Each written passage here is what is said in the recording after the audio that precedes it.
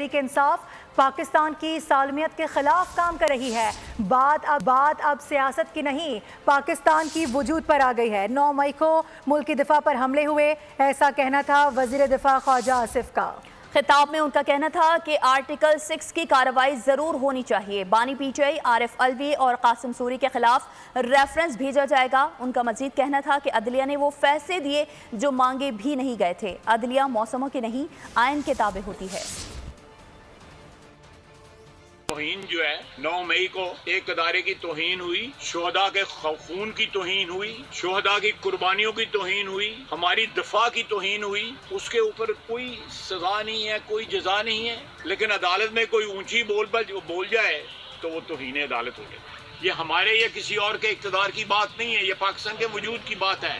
اقتدار ہمارے پاس کئی دفعہ آیا، کئی دفعہ چلا گیا۔ یہ میں عدالتوں کا احترام کرتا ہوں، لیکن عدالتوں پہ بھی لازم ہے کہ وہ اپنا احترام کروائیں، اپنی حرکات و سکنات اس قسم کی رکھیں، اس قسم کے فیصلے دیں جو آئین کے مطابق ہو، جو فیصلے سیاسی نہ ہوں۔ کل انہوں نے پرسوں ایسے فیصلے دیے جو مانگے بھی نہیں گئے تھے، جن کا سوال ہی نہیں ان کے سامنے تھا، سائل بھی نہیں تھے ان کے فیصلے۔